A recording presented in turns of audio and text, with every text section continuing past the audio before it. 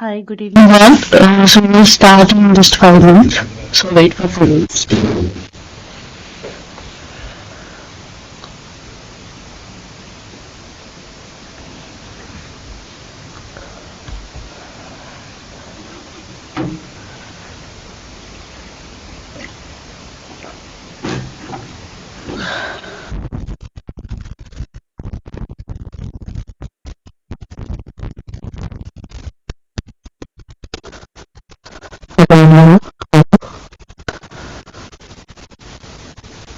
Hello, hello.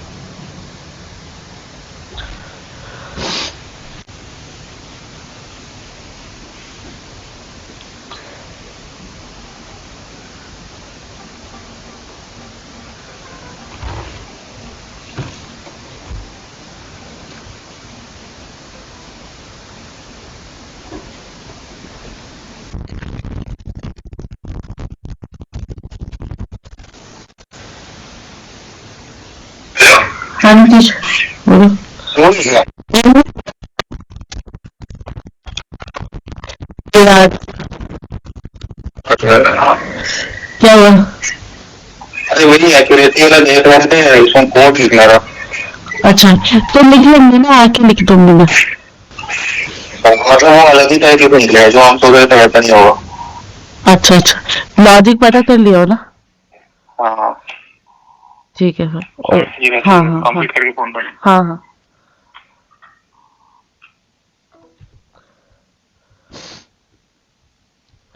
So sorry for the delay caused. Hello, am I audible? Yes, ma'am. Okay, okay. Good. Good evening. So I'm very glad that today I have seen at least 6 participants. Sorry, it's 5 participants. So due to some issues, Good evening, ma'am. yeah, good evening, Kursiv. So due to some issues, the class timings were changed. So now I think it will be fine on it will be same.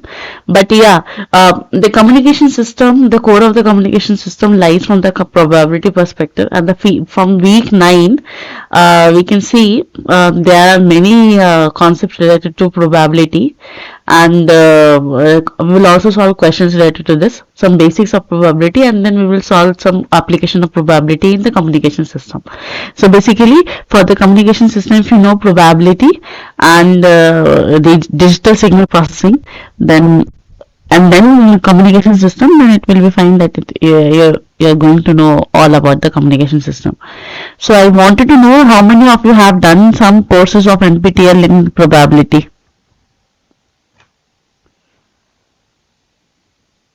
No, ma'am. No, you have not done. Education sir, sir, have you done any course? Madam, I have done, but I could not clear it. Okay. So it's very theoretical course on probability, which is very about axioms and lemmas. So Mm. above my head. So you have taken course of IIT Delhi or IIT Madras? IIT Madras I took, and also I took in fact two courses. One is probability in electrical engineering, probability in computer science. Both I took. Probability in computer science from IIT Kanpur. The Okay. probability in computer science must be somewhat towards a numerical perspective, but probability in electrical is more towards No, axioms. madam. What happened was in IIT Madras has two courses of the same name, probability and electrical engineering. One is application oriented by Professor Andrew Tangaraj. The other one is theoretical. So unfortunately, I touched theoretical and it's all abstract and I gone above my head. If it is Okay. application, I would have felt very happy. So Okay, okay. Nice that you have taken course. So basically, for everything, in fact, Kushit, if you'll have in face interviews, two or three questions will definitely from the probability and not from the direct probabilities, the random variables, the functions of random variables, and how do we do that. So, and that random variables only we will actually model that random variable as a BPSK or QPSK symbol in communication system. So I will just test the basics of that so that you will not have any issue with the probability. And since we have come to the week 9 and you have done till week 10 the assignments and all, so only for you only 2 weeks are there for your revision. So we'll solve most of the questions, not theoretical. This class I'm just touching with the probability concepts. So one thing, like basics of probability I have taken from my notes. So random experiment is called, the experiment is said to be random if its result cannot be determined beforehand. So what can we say? If we toss a coin and it is a random experiment, and sample space, then whatever the outputs of the random experiment, that one is called as sample space. So we can see the example: tossing a coin, rolling a dice, and number of calls ongoing in a telephone exchange. So these are the basics. So I'm not dealing with the very deep thing. And third one is a sigma field. This one is a very important thing, and if you know, it's very good.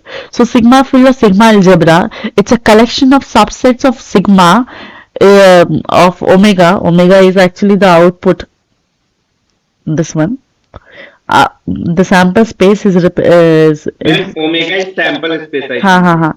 So sample space is actually the set of possible outputs, possible outputs. And if we see sigma algebra, then a collection of the subsets of sample space is called the sigma field over that particular sample space, such that this sigma or phi should belongs to field.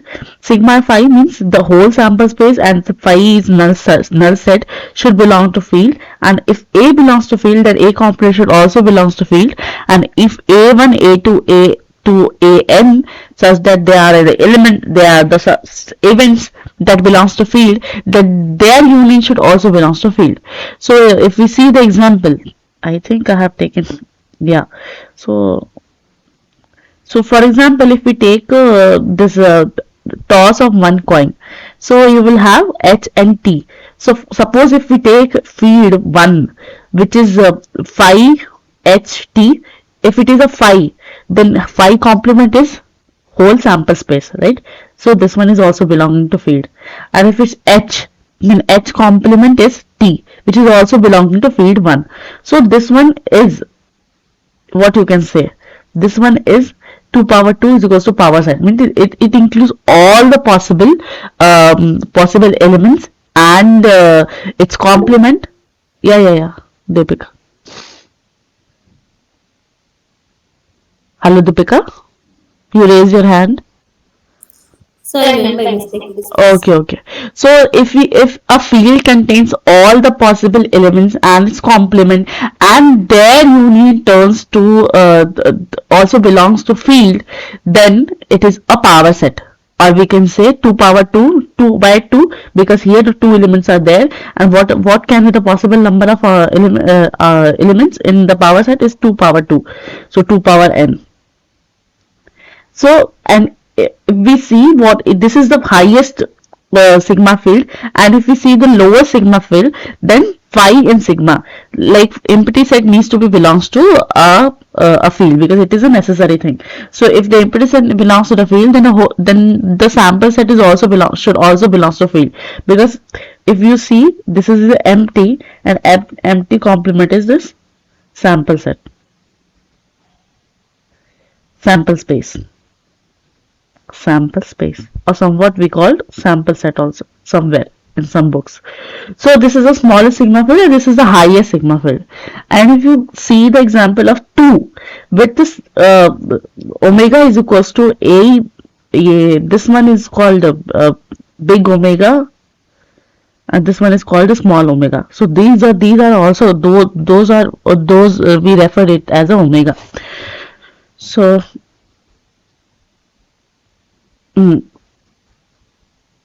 so this big omega refers to the set of all the possible elements. So this one is a set of all possible elements. All possible elements. So for example, this is the event which we can have A, B or C. For example, we had one the tossing of a coin, which we have H and T. For example, here we have A, B and C. Then F0, what should be the F0? F0 is the smallest sigma field, which is a phi and omega. And what should be the F1, F2, F? So here we can see, if we take only A, then here phi or omega should only be there, and A and B, C should be there, because A complement is BC.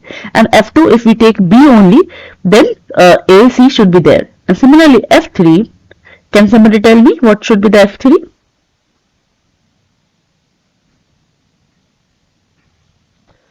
If you take C, Ma'am, C, A, B. Yes, very good. So here you take this. So these are the sigma fields. These are the possible sigma fields. We are talking about possible. What can be the sigma field? And sigma field is required. It is required very much wherever we see the vector field, sigma field. So these are the terms which is required. We'll see where it is required. So F1, F2, F3, if you take the union of all, then F, it is a power set, power field, largest sigma field. Here it contains all the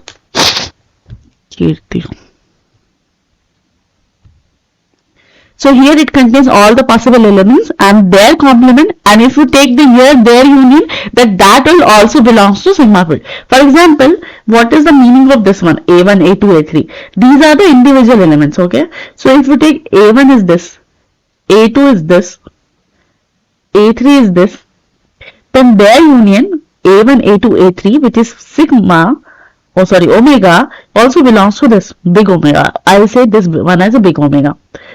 So I'll just clear the confusion. This one is the big omega, and if you see the element, each element of this big omega is small omega. This is the possible output of any random experiment, and this one is the set of all possible output of any random experiments. So yeah, so if you see A1, A2, A3 union, this which is omega, also belongs to field. Okay, so you can verify at any point. So example number 3. For example, if you take this big omega is equals to R is a real number, real line axis, which is a set of corresponding all x from minus infinity to infinity. So you know this notation. Most probably all of you are aware of this, such that this one, sometimes we also write x minus infinity, x to infinity. Okay, so what should be the minimum or smallest sigma field? Here's the smallest sigma field, is always the same for all the fields. So what is the f1, f2, fn on all? So if you take the element from minus infinity to 0, then 0 is included here. Then it is not included here. So the complement should also have this 0. So this one is a closed bracket, and that this infinity and omega. This one is suppose a, and this one is a complement. I hope you all of you are getting this point. So if you take the uncertainty events, then that field formed is called a Borel sigma field. For example, here you will have not a one element. Here, in fact, you are having many infinite values between particular set minus infinity to 0. So if you take that power set of that, then it is called a Borel sigma field. For example, this is A, and this should be A infinity, and if it is A to B, we'll see this A, we'll try to map this. So this one is A, this should be A to infinity, and if it is A to B, this one, then it should be minus infinity to A, as well as A to infinity. So you have to see like what is their A and what is their A complement. It should always lies in this field, in this set, then only it will call the sigma field. Anyone is having doubt? Okay. Ma'am, actually, it's too theoretical. Can we learn it by some little bit example? Okay. Yeah, we'll have the examples at the end. Like examples, I took this example so that. Borel sigma field. Yeah, wait a second. Madam, the Borel field is actually the range of real values, right? Yeah, range of real values when the field in which is having the range of real values. It is realistic in nature. Like the normal sigma field can have many elements, but here we also have to consider this. Yes. So normal sigma field is a set of elements, and Borel field is a set of ranges. Or values. Yeah. Set of ranges. So yeah, I think it is very theoretical, but wait a second. Definition of probability. Now actually why I'm taking this sigma field and all, because from here you will see what is the probability for like probability is just the set of possible outcomes divided by set of total number of outcomes. So it is not the actual meaning of probability if you see into deep classical definition and theoretically, and sometimes it is asked and sometimes it is important to analyze the outputs and all. So I'll just deal with in 5 or 10 minutes or 15 minutes, upcoming 15 minutes, then we'll solve questions. So here we have seen, let omega, big omega be a sample space and f be a sigma field over omega, a real value set function which is p defined on function f satisfying this one, which is f is the sigma field. And here P is a probability map. So for every event A, it should be greater than or equal to 0. And for P of big omega is equals to 1. And if A1, A2 and all AN are mutually disjoint events in F.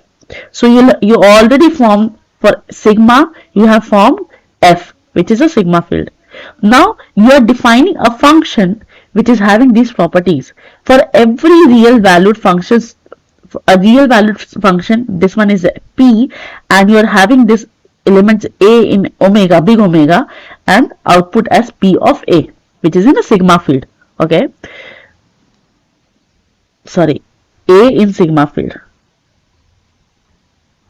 So what should be the output of, you are getting this one and you are mapping to somewhat to a function, and here this is the sigma field, and you are having some of the elements a b c like this, or a1 a2 a3. So you can see P of A is greater than or equals to 0 for all A belongs to F, and P of this big omega is equals to 1. If A1, A2 are AN are mutually disjoint events in F, then this one satisfies. So it is the function it maps to these values. To these values is called a probability. So we have one random experiments, and in that random experiments we will have some outputs, and that outputs, the set of that outputs we call is as a omega. Then we define as one as a sigma field, in which if A1 belongs to that particular omega, then A complement should also belongs to that particular F, and in the similar ways all the elements belongs to like this, and if you take the union of that, then the union also belongs to that sigma field. So this is the funda, and from the sample space you are defining the sigma field, and from the sigma field every element of the sigma field will have some probability. So what we are doing, the probability of the element of the sigma field is only defined. For example, if it is not in the sigma field, you cannot define the probability, or we cannot assign the probability to that. So it is also called probability measure. So I think some of you might be hearing this for the first time, but yeah, you should remember that what is the probability measure and from where this has come. Like for every element we cannot assign probability. So for this we are doing this. So this one is the so any set of function that follows first and third condition, that are P A greater than or equal to 0 and union of P A I is equals to summation of P I is called measure, and since the definition of probability coincides with the measure, hence it is also called a measure. So probability is sometimes also called a measure. Now we will see some examples. Here we will see examples. So example number 1. Just wait a second, I'll switch on fan.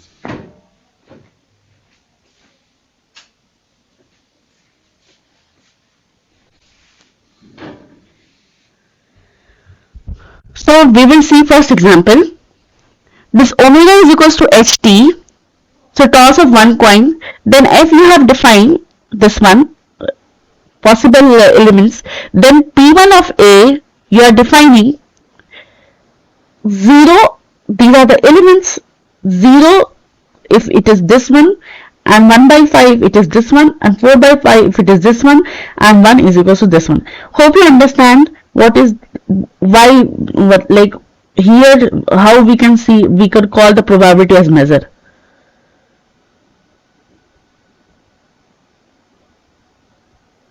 Ma'am, it means that this null element will never occur. Its probability is 0. Yeah. So what do you mean by if the probability is 0, is this a null element? So yeah, if you are having input as the null element, then probability is 0.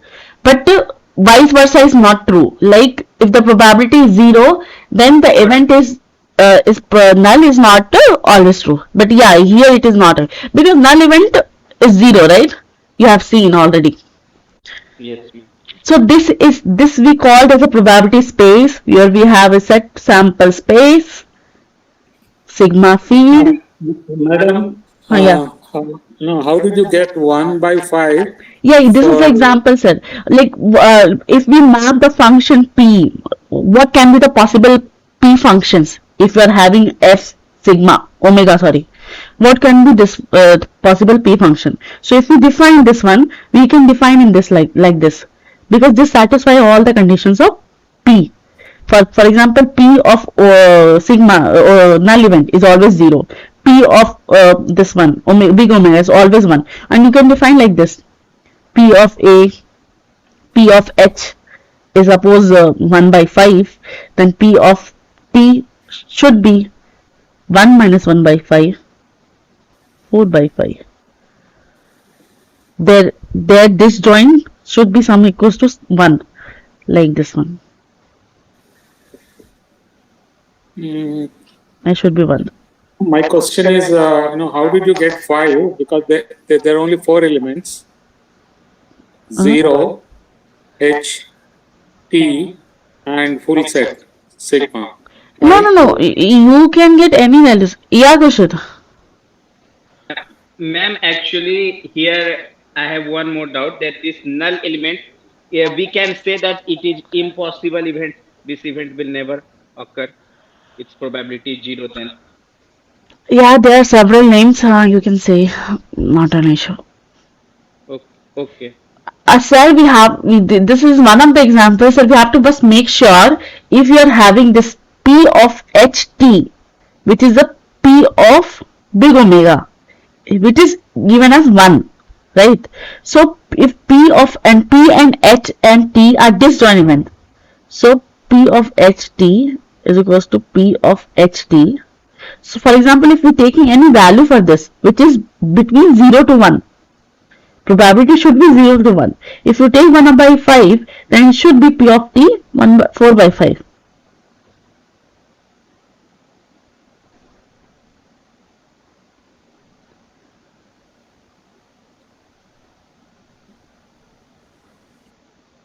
Hello? Yeah, okay, madam, go ahead. Maybe I understand, maybe if you move further. Yeah. Okay. So if you see the second example, which is a big omega, it's a 0, 1, 2, which is countably be infinite. Like you can count, but it is infinite.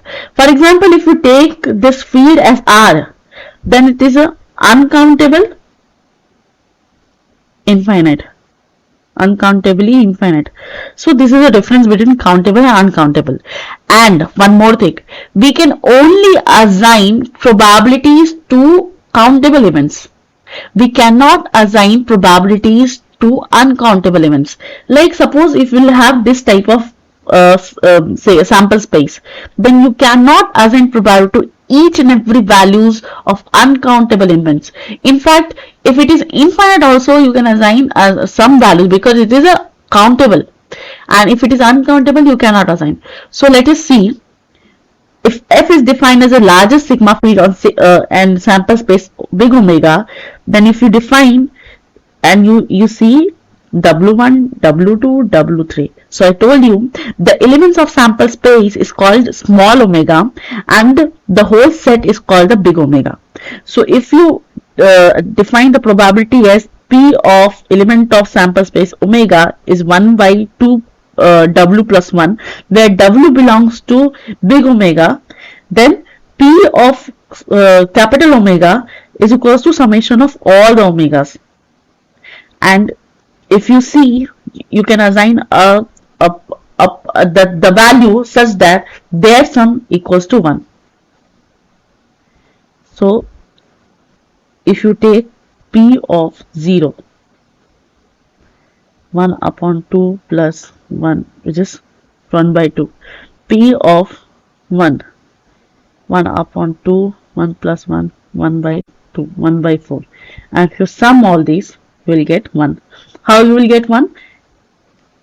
A divided by 1 minus R. This one is the AP series formula. So 1 by 2, 1 minus 1 by 2, 1 by 2 by 1 by 2. Okay. So here also, this big omega FP is a probability space. So we have seen the example of probability space. So here, whenever we will have the uncountably many events, we will see the Borel sigma field because we cannot assign a single probability or single values. So what we do, we assign probability to the range of values. What we also saw in Borel sigma field. So if we define this one is a big omega, which is a sample space 0 to infinity, and if F we define as F is equals to Borel sigma field on R, where we'll have this one. How you can write this one? This set. You can also write this set. So if you just intersect it, you will get only this one. And if you define P of A, so for every event A belongs to sigma field e power minus x dx, then we'll see whether this one is satisfying the probability measure rules or not. So P of A should be greater than equals to 0 and P of sigma big omega should be equals to 1. Area under the curve should be 1. So area of the non-overlapping intervals will be equal to the sum of individual area. And so here you are seeing this one is every individual, this one is greater than equal to 0 and there, Excuse me, ma'am. yeah.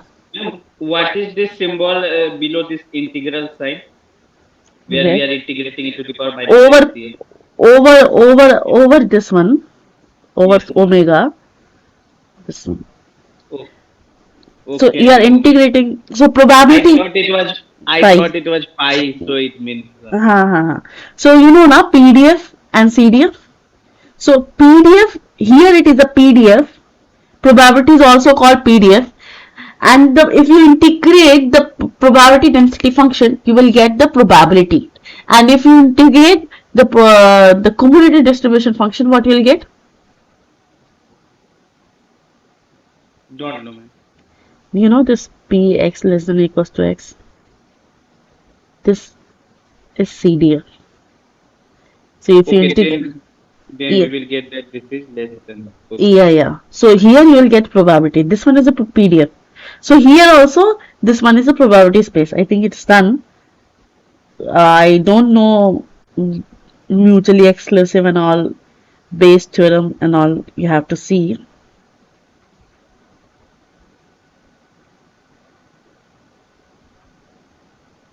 So have you all aware of the Bayes theorem? Are you all aware of the Bayes theorem? Yes, madam. Aware of it, but no, cannot feel the meaning. Actually, you cannot see the meaning. Okay, I'll see. The Bayes theorem is very important. It's very meaningful. So this is all about the probability and probability measure. Like these are the properties of this, and I'll upload this notes. You just go through it, and you can find many useful uh, conclusion out of it. So the basic idea about the probability is just an order division of the set of favorable outcomes divided by the total number of outcomes. The outcomes is also defined by the sample space, and the sample space determines the fixed sigma field, and for that sigma field only we assign a probability measure through a function which is a probability itself, and we use that probability in our theoretical perspective, but nobody talks about this. So we only know about the probability, but the basic idea about the probability is just a function which maps these values to these. It should the value should be greater than or equal to 0, the value should be less than or equals to 1, and their sum should tends to 1 or equals to 1, and if the disjoint event occurs, then their union probability should be equals to 1. So if you see, these are the actual properties of the probability and probability measure and the sigma field. So if you see, these are some theoretical lemma. I'll just move ahead. I'll see this conditional probability and Bayes theorem, then we will move ahead. So if you see the conditional probability, so P of B by A, it means probability of occurrence of event B if this event A has already occurred. So it is the intersection of P of AB divided by P of A.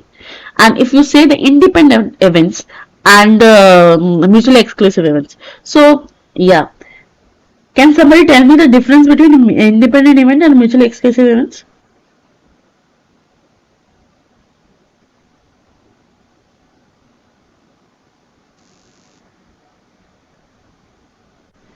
Question you have given TET exam, na? Yeah, Yes, ma'am. mutually exclusive means if A and B are mutually exclusive, if A happens, B doesn't happen. Okay. And independent events means the probability of A is independent of the probability of B. So both are not connected. So if A has some probability, then that doesn't have any effect on the probability of B next. Okay. Okay. So you have answer theoretically. Just let me know which belongs to dependent, independent, and mutually exclusive events. One, two, three. Okay, ma'am. Ma'am, third one is independent, mutually exclusive. Independent and mutually exclusive. Yes, ma'am. First one is dependent. First one is not mutually exclusive. First one is not mutually exclusive. Hmm. Or second one? And second one is mutually exclusive. And I think, ma'am, first and second one both are not independent. Mutually exclusive, not independent. So now I'll tell you, you will not ever forget in the future. So see, independent events means, as KG Krishna sir said, the probability of one event does not affect the probability of other event. It means they are independent. Suppose there is a you are tossing a coin one time in one trial, and you are tossing the coin in two trial, so you will have different sample space. So here is the example of independent events. Independent events means the sample space itself are different, because if you see the intersection between these one, T of A intersection B, it's just a simply this summation, sorry, it's just a multiplication of these two, because these are the independent of the others. The sample space of A is independent and sample space of B is independent. Here it is not mutually exclusive. So whenever we talk about mutually exclusive, the mutually exclusive events talks about a one sample space. So you have to take care of the one sample space. If the occurrence of the one event hinders or restrict the occurrence of other events, for example, this event occurs A and it restricts some of the occurrence of B because it lies in the same event. So here it is a mutually exclusive. And if you see, P of A intersection B is just the sum of P of A by B, A plus B, where P of A intersection this one. Sorry, P of A union B is this one, where P of A intersection B is phi or 0. A intersection B is phi, where probability is 0. And here it is a dependent or a, whatever the case of not mutually exclusive and not independent events.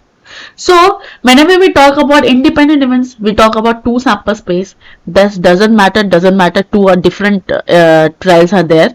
And here when we talk about mutually exclusive, then it is in the same sample space and the occurrence of one event restrict the occurrence of other events. And then this is called mutually exclusive. For example, H and T in one trial, H and T, these are mutually exclusive. If H occurs, T doesn't occur, or it restricts the occurrence of T in the similar way. And if you see example of independent events, if you have done the tossing of one coin in one trial and tossing of other coin is other trial. So trial 1 and trial 2, trial 1, trial 2. So these are the independent events. Now if you see this Bayes theorem,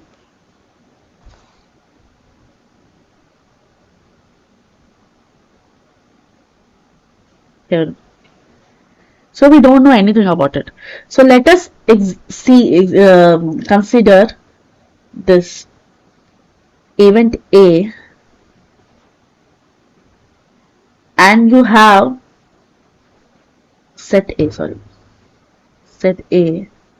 We will have multiple events out of it. E1, E2, E3, E4, E5, like this. Tell me this E1, E2, E3, E4, E5 are which type of events? Mutually exclusive. Yeah, mutually exclusive is fine. Huh?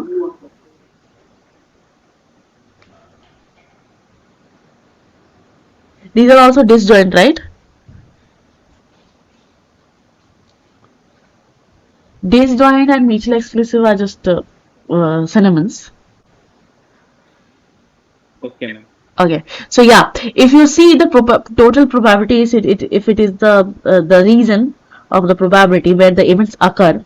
So if it is omega, big omega, then if it is A1, A2, A3 are the sequence of events such that they are mutually exclusive events and exhausting events.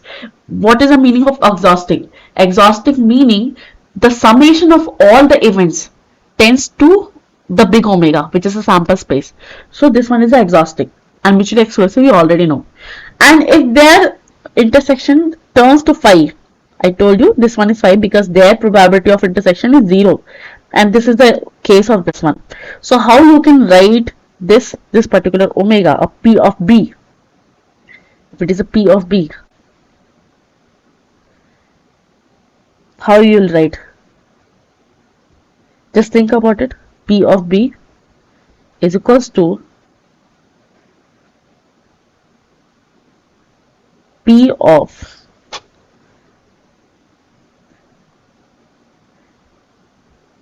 A2, suppose A1 union B plus A2 union B plus P Ma'am, of it is intersection, right? A1 intersection is yeah. I'm telling you these are the like parts of this.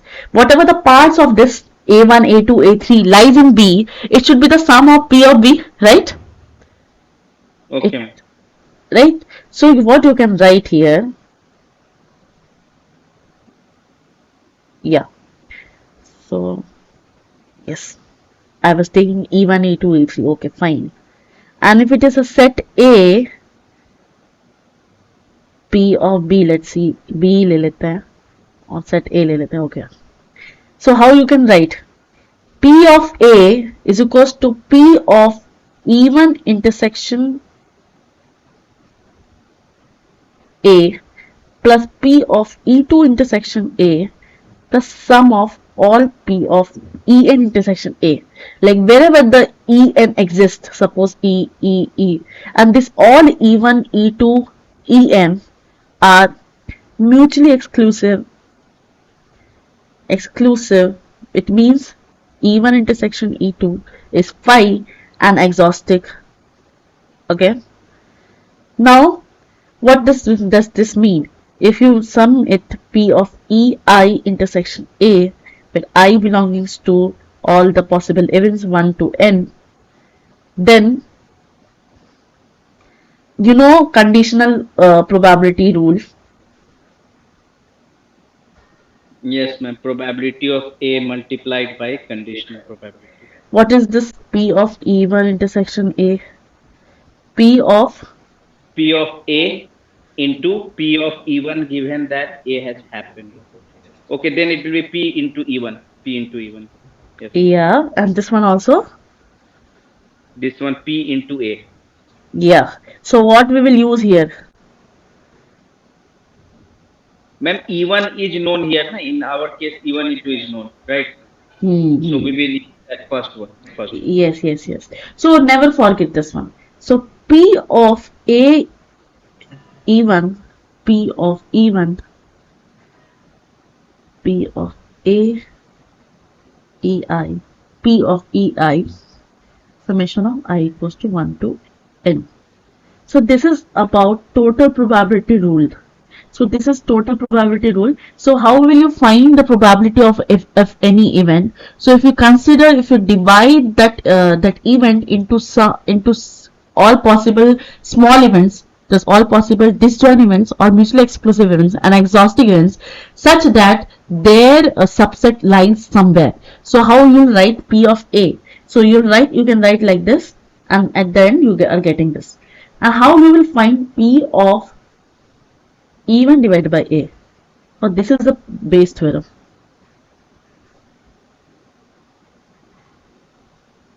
This is base theorem. So P of E1 intersection A divided by P of A. Now you are getting this one, total probability theorem. This is total probability theorem. And this equation 1, P of even is known to A. So how you can write P of A by even, P of even, and P of A, you know, I is equals to 1 to N, P of A by even, P of EI.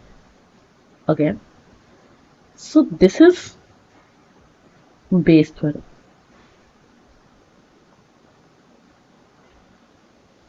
This is Bayes theorem. Like if you have event A, and what is the probability of the correspondence if the A has already occurred?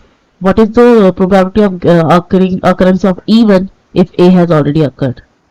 So this is Bayes theorem. I think I'm right. Kushit, can you verify the formulas? Okay, ma'am, just 2 seconds.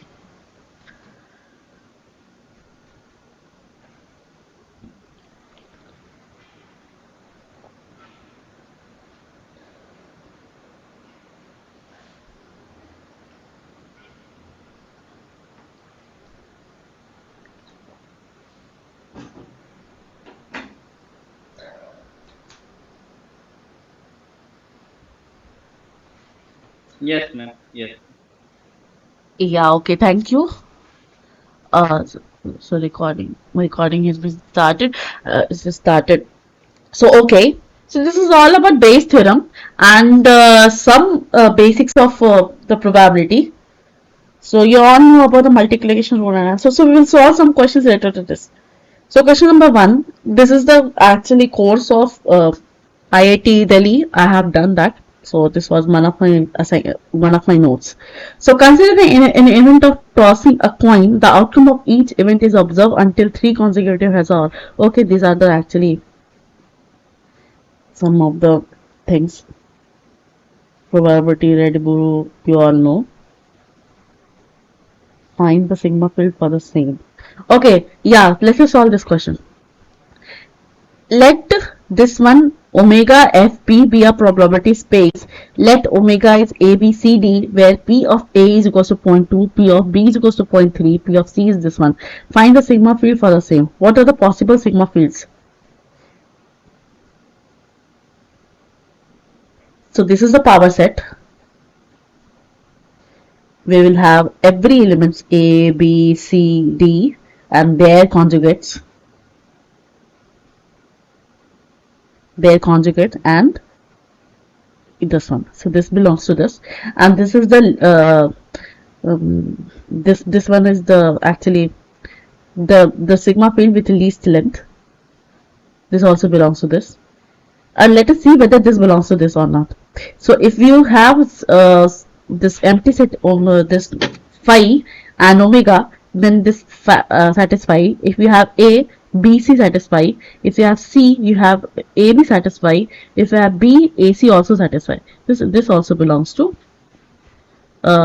sigma field. And for example, if you say this one, this also belongs to sigma field.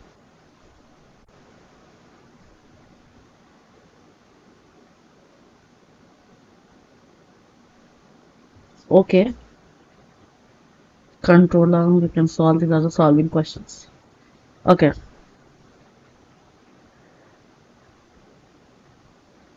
Probability 1, probability 2. So I'll just touch the concept of random variable. So a random variable is very important for describing a random data.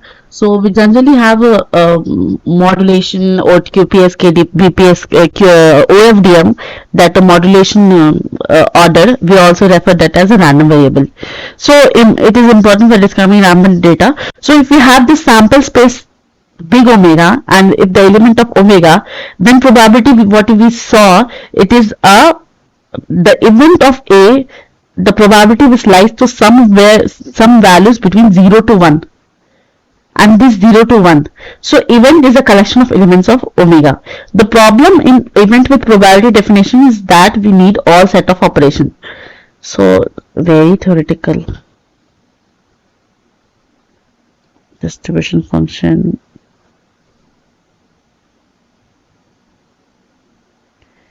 Discrete random variable. PDF, CDF you all know?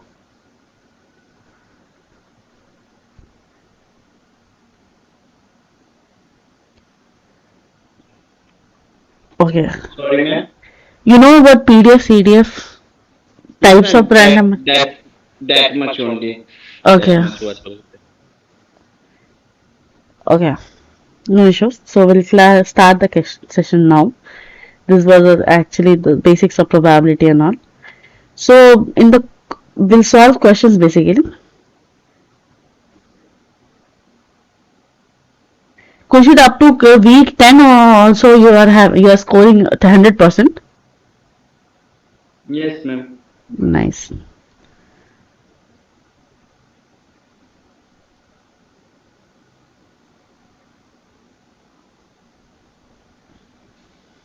Okay. So we'll solve these questions. In the last class, we saw superheterodyne receiver, like what is the image frequency and what is the IF mixer. So let's solve some questions related to this. In the week 9, although the sir has taught about the probability and the application of probability in some of the PPS, PSK and all, but yeah, the questions were related to previous taught lectures only. So let us solve some questions. So in a super heterodyne receiver with intermediate frequency F2, what is the frequency of the local oscillator corresponding to an incoming signal of the carrier frequency F1? Ma'am, F1 plus F2. D. Why? Because in super heterodyne receiver, if you have Yes, ma'am. Then the resulting signal, it will be centered around. It will get centered around F2, and it will be easily separated by band pass filter. and this one is incoming signal. This one will be, ma'am, F1 plus F2. This local oscillator. No, this one no. That is F1. Yeah, that Ha is ha F1, ma'am. ha ha. This Ha. one coming from below. Yeah. This Yes, ma'am. and this one is IF. No, IF will come after that now, ma'am. Wait. What is it there? In a super heterodyne There will be, receiver with the intermediate frequency F2, what is the frequency of acha. This one. Yeah. yes, ma'am, band pass filter, and after that we will get intermediate frequency. Mm-hmm. So this one is power amplifier, I guess. Yeah. So this the local oscillator value should be F1 plus F2. Then only it will have this F2. Yeah. So answer is D. If we go to the next question, T1 system is an example of. TDM, time division multiplex. Okay. Yes. So answer is T1 system example of TDM. So the same questions asked you in the quiz. Similar questions. Yes, ma'am. Same or different? Ma'am, sort of same question. Sort of same. Okay. So these are the questions of last year exam, last year assignments. And just full screen. Yeah. So T1 system. Okay. Can you tell me about the T1 system more? Yes, ma'am. T1 system, it is example of time division multiplexing. There are 24 signals. There are 24 signals that are multiplexed in time domain, and Yeah. What we is the also sampling use, frequency of that? okay, sampling frequency. Mm. Yes, ma'am. Just 1 second. It actually happens around 8 kilohertz. 8 kilohertz. Why 8?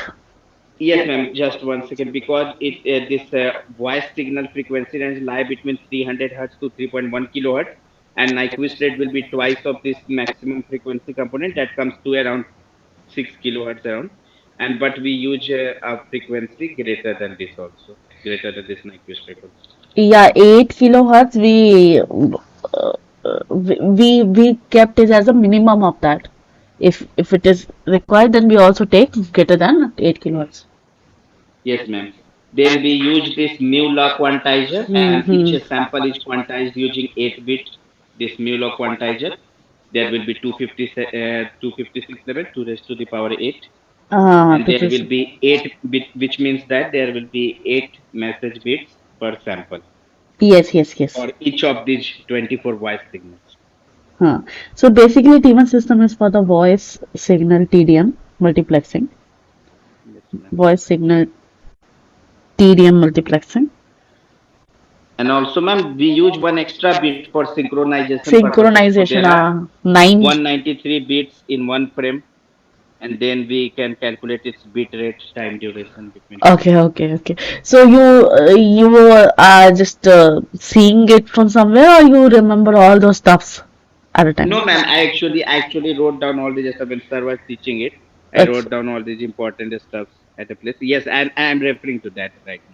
okay, okay, nice, nice. So I have forgotten all about those, but yeah, it is a somewhat block diagram. 24 voice signals were there, and 8-bit person, 8 samples, 8 message samples per second, na? Per second, sampling rate. So what we observe in TDM is that in Nyquist rate we always consider Fs is equals to 2Fm. But when we consider the time synchronization at a time, then it is not the case. We actually have to see the minimum sampling rate and maximum sampling rate, and we have to tune accordingly. So if it is there, time synchronization, then Fs.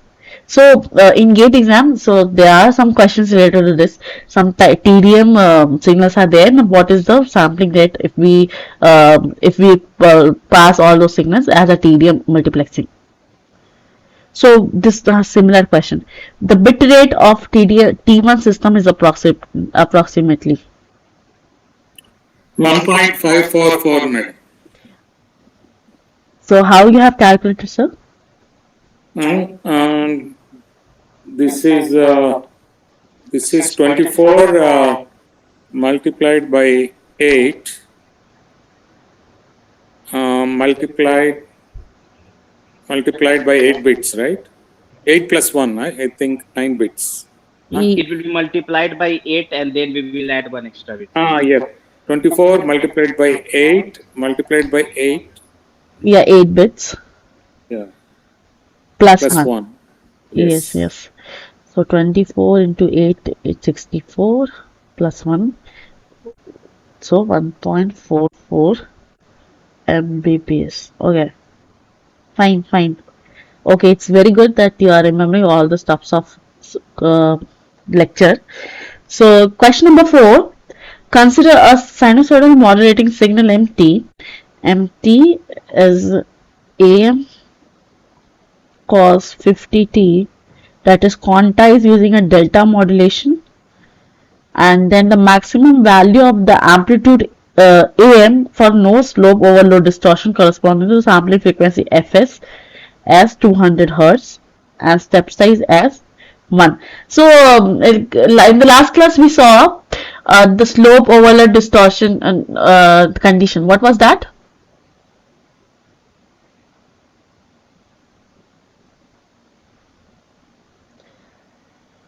Kirti?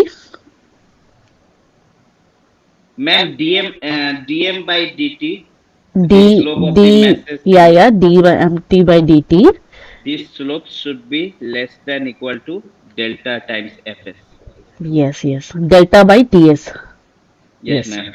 because we saw this is the slope of message signal, Hmm. this Yes. message signal, and this delta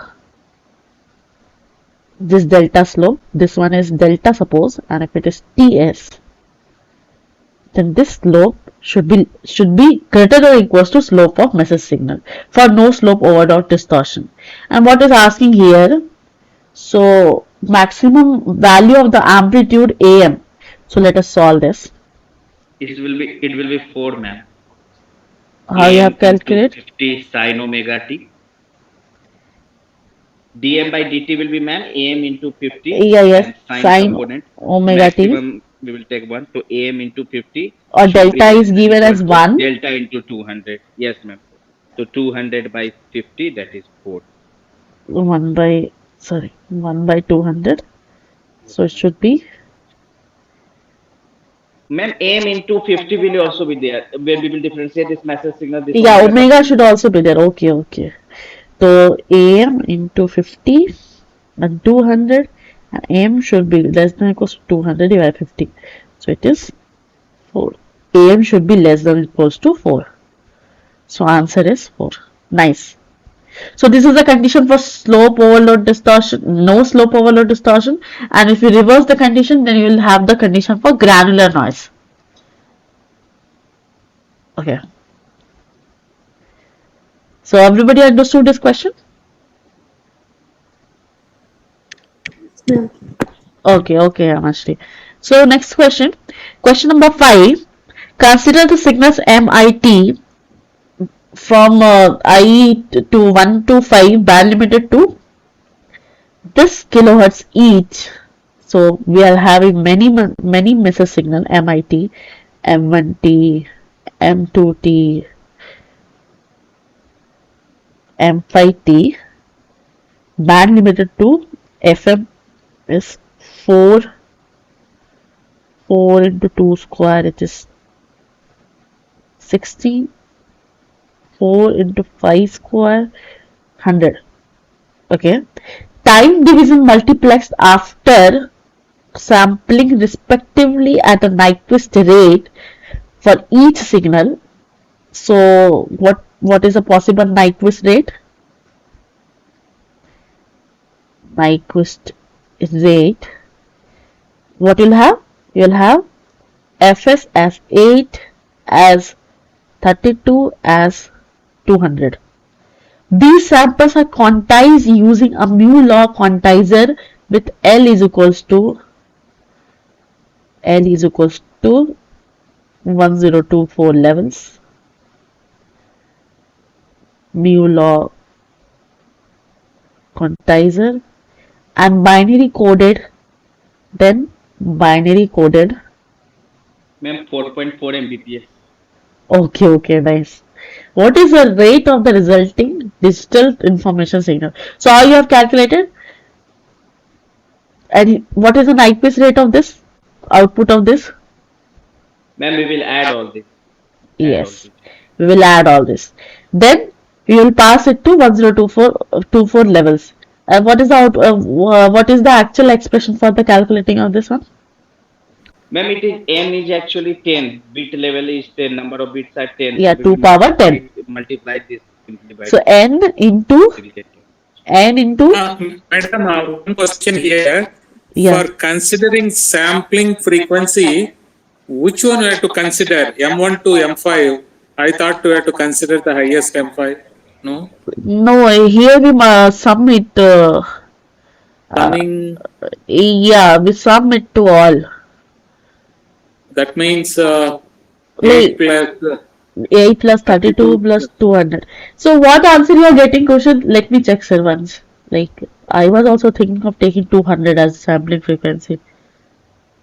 Ma'am, I am getting 4.4 Mbps if we add all this. And if, like sir said, if we take 200 kilohertz, then we will get 2 Mbps.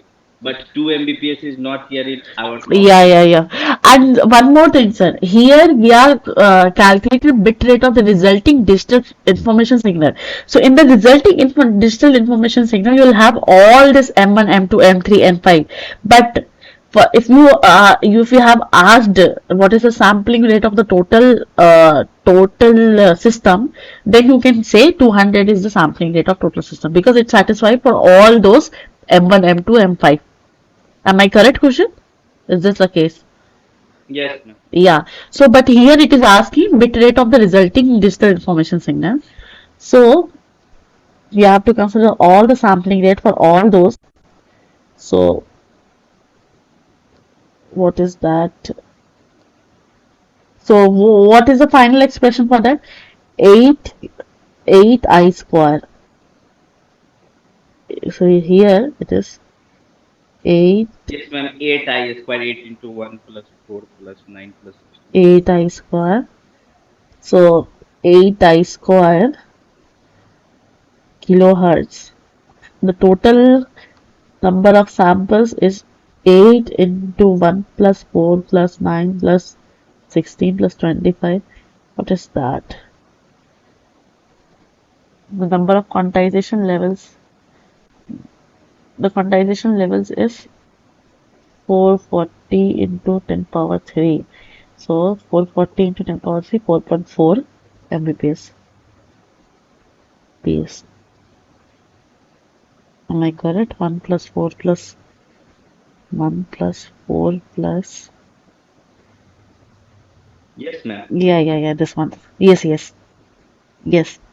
So answer is this one. The question number, so this question is actually good. So you can solve this question. And why we quantize is using only mu law quantizer? Has anybody solved? Okay. Ma'am, Yeah. because for this low amplitude signal, we need refined, we need more space. We need it to quantize it properly. Yeah, there should not be uniform space for all these high frequency and low frequency components. Yeah. Yes. And other one is mu law quantizer compounder, and other one was also there. Okay, fine. A law, ma'am. A law. So where that is used? Ma'am, I think one is European, one is American. Yeah, the name is different. Only the similarity is their function. So, in question number 6, in data modulation, the distortion that arises when the step size is large in comparison to a signal that is relatively flat is termed as Granular noise. So, you have to see this one is actually sigma by Ts is greater than or equals to d by dt of mt, which is a slope of message signal, and this is the condition for no slope overload distortion.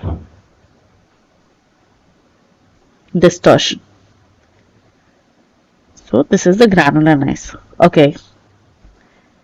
So yeah, we'll go to the question number 7. Consider a uniform quantizer with 256 quantization levels and maximum message amplitude 500. What is the approximate quantization noise power?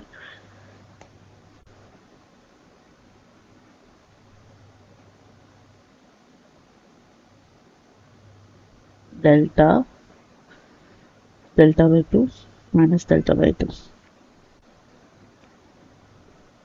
Quantization levels. So levels is 256 2 power 16 or 2 power 8. 8. And maximum AM is 500. So you know now quantization noise is delta square by 12. Now 1.21 decibel I'm getting. Okay, nice. AM max minus AM min divided by 2 power n, or AM max minus A min divided by L.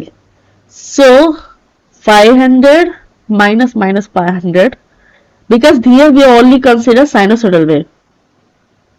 So plus or minus, divide by 2 power 8 is 256. 1000 divided by 256. What is the value of delta? Question? Ma'am, we will not get our answer from this because in the approximation, we are actually, sir, what did in this formula? Sir assumed many things like log 10 to value was into 20 was approximated as 6 only. So if we do by this method and then we take it in decibel, we will not get any of the option there. Yeah. If the decibel, like, what is the decibel value? Minus 7.6 or 6 dB. 6 dB we assume, Okay, right? One second, ma'am. It is actually minus 10 times log of 3. Ma'am, please write down it. Minus 10 times log of 3. Yeah. Ma'am, 10 times also. 10 will be multiplied there before. Yes, ma'am. Minus 6 times number of bits. 6n. Yes, ma'am. Plus 20 times log of this amplitude of message signal. Yeah. So basically, this formula you correspond this to this one. So even if you get this value, you will get this because this has come from this one only. So let us I solve. tried, ma'am, but I was not getting it. You are not Uh, getting. Madam, yeah, exactly. I got into confusion.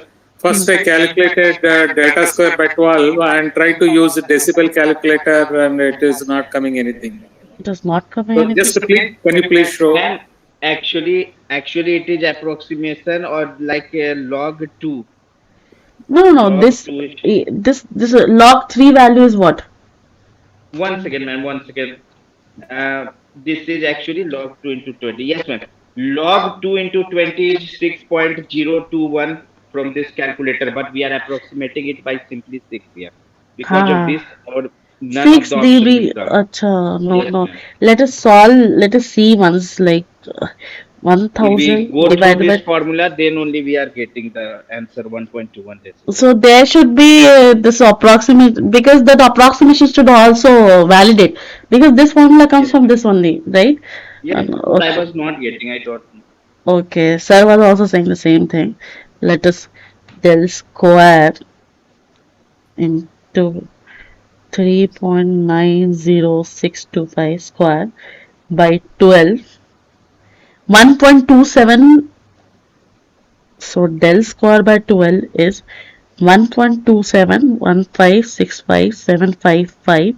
1.271565752083. So how you are converting this to this decibel? 10 log, right? Yes, ma'am. This is the power, not 20 log. Yes, So ma'am. gate calculator I have to say. You just Yes, ma'am. give this value I'm to getting 1.043. I'm getting, ma'am, which is none of the above. and using this formula what value you are getting? 1.208. 1.208 something. So 1.21 we are getting. Okay, another one you are getting 1 point Ma'am, actually, I didn't write it here at Abhidesh. somewhat 1 point only you are getting, but this Yes, values ma'am. dB values differs. It was different, very different. 0.4 something. Okay. 04. Okay. Yes, ma'am. So online calculator we can calculate or 1.2715657. Ma'am, 1.0433. 1.0433. 0433. So None of the this above. variation comes from the approximation. Yes, ma'am. Okay. So approximate quantization noise. But yeah, this shouldn't happen because let's see. Okay. So one doesn't go, then we have to go to another way. So yes, sir, this is happening with us also. So I don't know what is the solution for that. Sir, is there a typo in the question, Yeah, madam? it should actually comply with this both the formulas. Uh, However, other one is the approximation only. But yeah, some dB we refer it now. Some 6 point something is there. But in the approximation values, we only consider 6, due to which this variation happens. Okay, then I'll talk with the committee. Like, have you did you saw this question in your assignment? Yes, Yes, ma'am. madam, it is there. It is there. So, have you scored well or it's No, no, I haven't seen the answers. So okay. my Okay. progress is between 70 to 80, so this must be one of the culprit, probably. Right. Okay. Yeah. So fine, sir. Like assignment only corresponds to 25%. If you say, then I'll ask with the committee. They'll definitely give you a bonus marks for this question because this should comply with both the formulas. And one more thing, like sir, even if you are able to score 70 to 80%, it's very good thing. You are from different background. So No, madam. One problem is assignments means we take our own time reading, writing. Sometimes it takes half an hour, but in the examination we have to practice a lot. So there is a difference. yeah, in the examinations, I'm telling you, I have given the exam of the course taught by Aditya sir. The sir usually frame the questions related to the assignments, similar or exact same questions. So you, if you are able to do your assignment 70 to 80%, all the assignments, I'm telling, 12 assignments, then you are definitely going to pass the exam. So I'm telling you, please revise assignments again and again, again and again, and some of the formulas and some of the concepts. But the questions will not be of very high level. I'm telling you this for sure. So it's okay that even if you're storing good levels, good percentage level in the assignments.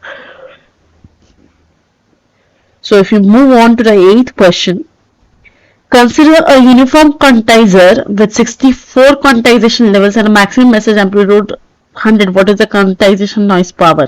Here, here also have you tried with the both formulas? No, ma'am. You have not tried. You only use the DB1. Yes, ma'am. What is the answer? One second, ma'am. I'm calculating. Okay, okay. Take your time. So this one is the levels. L is equals to 60. Madam, for power conversion into dB, we have to use 10 log. Yeah. Okay. 20 log is for what? For that is. SNR and all things. Okay. Because power is okay. Because Okay, got it. power is the square of all the things. If voltage is there, V square into R, V square by R, sorry, V square by R. If it is in the circuit, then it is the actually square of this one. So if you square it, and if you take this 20 log P and 20 log this V by R square. So log of V square is what? 2 should come 40, here. 40 log V. Log V. And then this 20 log P. So in compliance with this, we only take 10 because square is always required to make it as 20. If you take as a 10, then this 10 corresponds to 2, otherwise it makes to 40 instead of 20. So that's why we take 10 log with power and 20 log with normal values. I hope you understood somewhat. Okay. Yeah. So V max amplitude is 100, and using the similar formula of this one, minus 10 log 3 plus n into 6 plus 20 log n. This is the formula, right?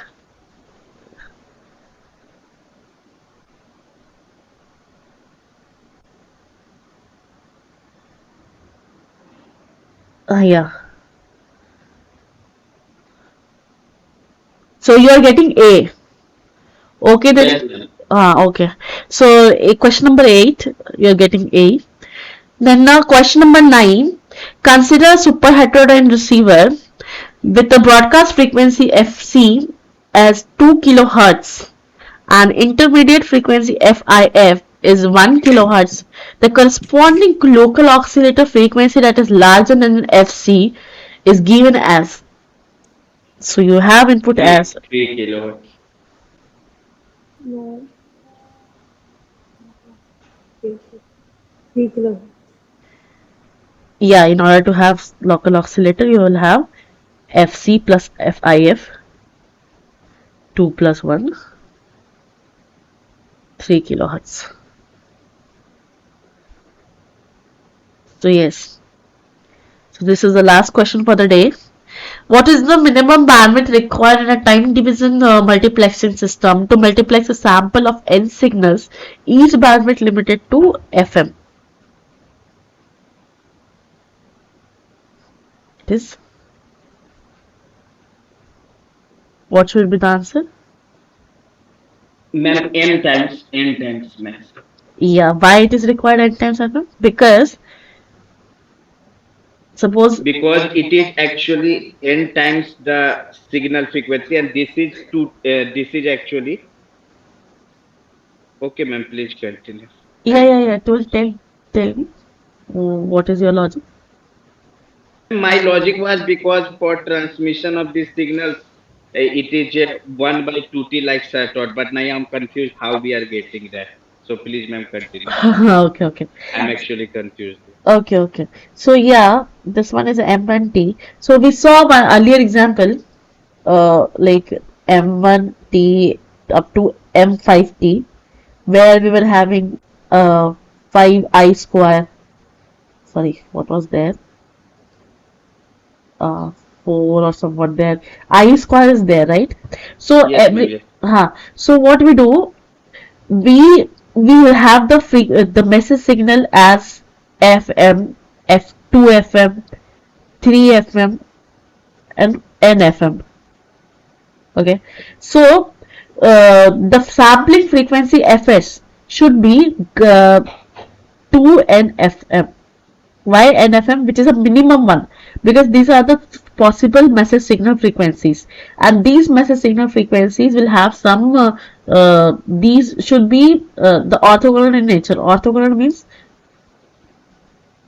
this multiplication of M1T into If M2T. other one will come to be 0. It should be 0. So the frequency selected should be such that their multiplication should be 0. So minimum bandwidth should be n only, because here we are having the samples of n signals. Otherwise, you will not have the orthogonal property. For example, if you see, uh, suppose 2n FM, 2n. Why 2n is not there? Because it is a sample signal, sample frequency Ma'am, signal. actually, I think if we will look it in time domain, then it will be more clear. For example, in the time domain, if suppose Ts is the sampling interval, ma'am, please draw one horizontal line. One horizontal line, please. Yes, time domain. And mark here this sampling period Ts. TS1, TS2. Yes, ma'am. Actually, ma'am, Ts2, please mark on this other side. In between, we will have n signals. So, yes, ma'am. Okay, ma'am. So, between this sampling interval, there are n message signals, right? So, interval between each successive message signal will be Ts by n, right? So, if we go from this logic, then we will get that n times term in the bandwidth. Yeah. And these are okay, nice. But Yes, these intervals should not overlap with each other. So yes, ma'am. TS, TS, Between two successive message signal, there is interval of Ts by n in the time domain. yeah, yes. TS by So for N. this bandwidth will become 1 by 2t, suppose like it was becoming fs by 2 in that case. So Madam, I don't understand. Here, it's a uniform sampling, right? All the signals are same sampling.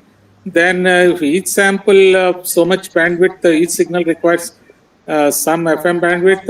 It looks so intuitive to me, multiplied by n. So why uniform sampling, right? All signals are uniformly sampled all with signals are, yes, all signals are uniformly sampled because this is a TDM. TDM system will yes, have one sampling frequency. yes, same sampling frequency. Yeah. That bandwidth required for that one signal is Yes. FM.